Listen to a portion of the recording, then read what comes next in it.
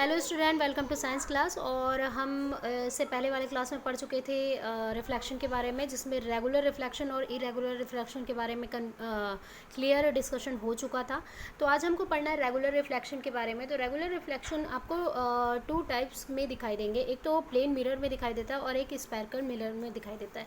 Plane mirror मतलब कि आपका स्ट्रेंथ रहता है, इस तरीके से स्ट्रेट रहेगा स्ट्रक्चर, और इसमें टू टाइप्स के स्ट्रक्चर आपको दिखाई देते हैं, कॉनकेव और कॉन्वेक्स के। ठीक है, तो इसके हम बाद में डिस्कस करेंगे। पहले हम प्लेन मिरर के बारे में जान लेते हैं कि प्लेन मिरर होता क्या है। ठीक है, तो प्लेन मिरर मेरे ख्याल से सभी लोगों ने देखा हुआ है कि आपका स्ट्रक्चर बहुत ही स्ट्रेट रहता है इस तरीके से। अगर इसे और अच्छे से देखूं, मैं मिरर का ये थिकनेस बता रही हूँ। अगर मैं सिंपल मिरर बनाती हूँ इस तरीके से, और एक साइड इसका क्या रहता है, पॉलिश्ड रहता है। ठीक है, ये रहता है पॉलिश्ड। ठीक है, ये पॉलिश्ड सरफेस होगा, पॉलिश्ड सरफेस, और ये आपका आता है रिफ्लेक्टिव सरफेस। रिफ्लेक्टिव सरफेस, ठीक है। ये जो पॉलिश्ड सरफेस है ना, ये आपके जो रिफ्लेक्टर होते हैं, इसमें जो रिफ्लेक्टर यूज़ होते हैं, वो रिफ्लेक्टर कौन से हो सकते हैं? टू टाइप्स के रिफ्लेक्टर होते हैं। ये 1 मार्क्स के क्वेश्चन आते हैं कि विच टाइप ऑफ रिफ्लेक्टर। तो टू टाइप्स के एक होते हैं, एक होता है सिल्वर और एक होता है एल्यूमिनियम। ठीक है, तो सिल्वर वाले जो कोटेड रहते हैं वो काफ़ी अच्छा इमेज मतलब रिप्रेजेंट करते हैं वो, या फॉर्म करते हैं बहुत मतलब परफेक्ट इमेज। जैसे कि आप जितने भी ज्वेलरी शॉप है या फिर कपड़े दुकान है, तो उसमें आप इमेज देखोगे, आप कुछ भी पहनते हो या फिर आप अपने फेस भी देखते हो, तो वो अलग ही ग्लो करता है, क्योंकि वो सिल्वर कोटेड रहते हैं। जो बैक साइड रहता है पॉलिश्ड वाला, वो सिल्वर कोटेड रहता है। और जो नॉर्मल आप घर में यूज़ करते हो, कुछ कुछ मिरर में ऐसा लगता है ना कि हाँ, आप कितने भी अच्छे लगो फिर भी आप उसमें डल दिखाई देते हो, तो एल्यूमिनियम कोटेड वाले वो मिरर होते हैं।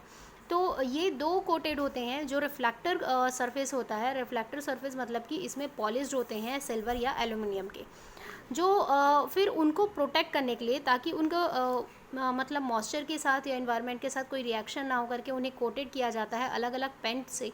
तो ये पेंट अलग अलग कलर के हो सकते हैं, रेड है, ग्रीन है, ब्लैक है, तो उनको फिर कोट किया जाता है। अगर मैं इस सरफेस की बात करूं, तो ये जो है आपका कोटेड पॉलिश्ड है, ये रिफ्लेक्टिव सरफेस हो जाता है। ये जो थिकनेस है, ये मिरर का जो थिकनेस है, ये थिकनेस में ही पूरे इमेज फॉर्मेशन होते हैं।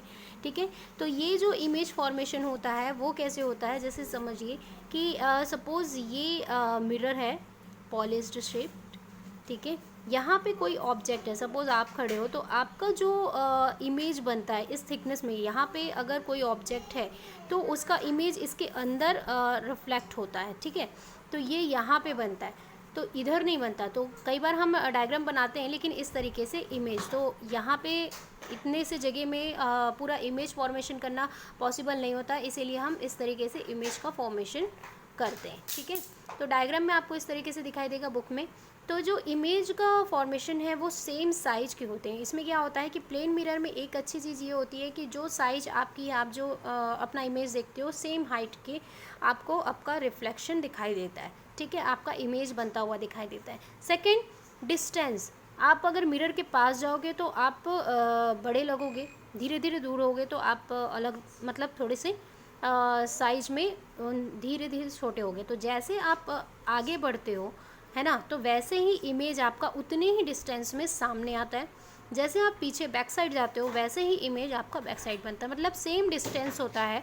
मतलब हम बोल सकते हैं कि distance of the objective in from the mirror, है ना, इक्वल टू द मतलब इक्वल किसके होता है, इसके क्या बोलते हैं, इमेज के। क्लियर हो रहा है? तो ये जो इमेज बनता है आपका, याद रखना, ये वाला जो इमेज आपका बनेगा, ये वर्चुलर और इरेक्ट बनता है।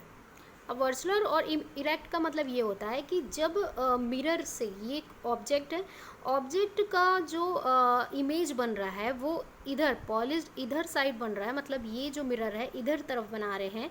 ठीक है, मतलब जस्ट बैक साइड, है ना, ये क्या हो रहा है कि बैक ट्रेस हो रहा है।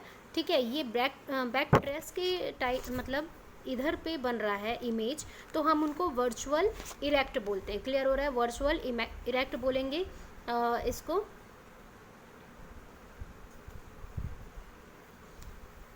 वर्चुअल इरेक्ट होगा। और अगर इमेज फॉर्मेशन यहाँ पे हो रहा है, सपोज मतलब मिरर के इस साइड, है ना, मतलब फ्रंट साइड में ही अगर इमेज बन जा रहे हैं तो उसको हम रियल इमेज बोलते हैं। ये रियल इमेज स्पेरिकल जितने भी मिरर होते हैं उनमें बनते हैं, तो उसको हम आगे बढ़ेंगे। अभी हमें पढ़ना है प्लेन मिरर। तो प्लेन मिरर हमेशा क्या फॉर्म करता है? वर्चुअल इरेक्ट बनाता है। वर्चुअल इरेक्ट एक तरह से बोल सकते हैं कि जो साइज ऑफ ऑब्जेक्ट होता है सेम साइज ऑफ इमेज बनते हैं। जो डिस्टेंस होती हैं मिरर से ऑब्जेक्ट की, वही डिस्टेंस मतलब इमेज की होती है। ठीक है। और हम एक चीज़ और बोल सकते हैं कि इसमें एक और होता है कि ये लेटरली फॉर्म करते हैं। लेटरली फॉर्म करना मतलब कि जैसे हमारी बॉडी है वो सिमेट्रिकल है, तो हमारी बॉडी सिमेट्रिकल होने के कारण, मतलब अगर हम उसे हाफ पार्ट में काटते हैं, जैसे कि सपोज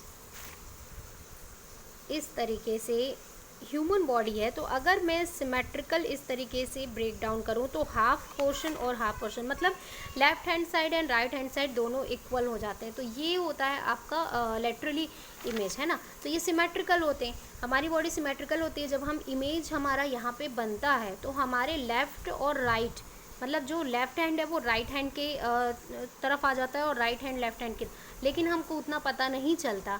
लेकिन उसी को अगर हम लेटर यूज़ करते हैं, कोई अल्फ़ाबेट यूज़ करते हैं, या फिर आप कोई चीज़ लिख कर मिरर में देखते हो तो वो आपको उल्टा दिखाई देता है। मेन रीज़न यही है कि जो एम्बुलेंस होते हैं उनको हमेशा क्या लिखते हैं? उल्टा लिखते हैं, ताकि किसी भी मिरर में वो ईज़िली हमको सीधा दिखाई दे। मतलब क्योंकि उसमें क्या होता है कि रियल जो वो बोलते हैं कि इसमें जो इमेज बनता है वो रियल इमेज फॉर्म कर लेता है। ठीक है।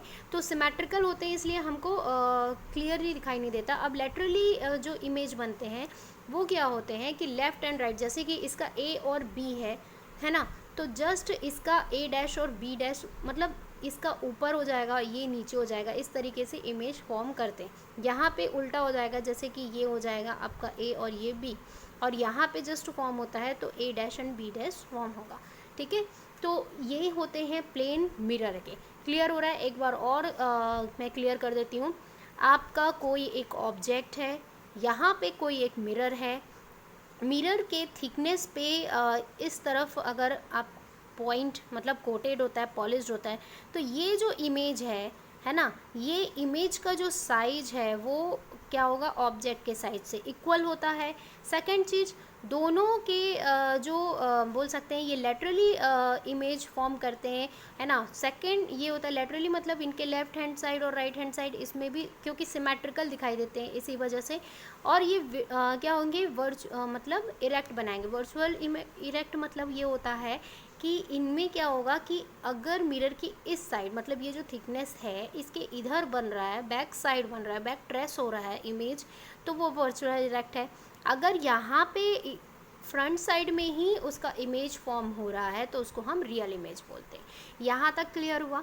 तो अब इसमें देखते हैं कि इसके जो आपको बुक कई बार एग्ज़ाम में देते हैं कि इमेज फॉर्म्ड प्लेन मिरर, तो उसे हम पढ़ लेते हैं कि किस तरीके से इमेज फॉर्म्ड होता है। यहाँ पे आपने बेसिक चीज़ जान लिया कि कैसे इमेज फॉर्म हो रहा है, तो एक बार इसको रिफ्लेक्शन के लॉ के हिसाब से देखते हैं कि इमेज फॉर्म कैसे करना है।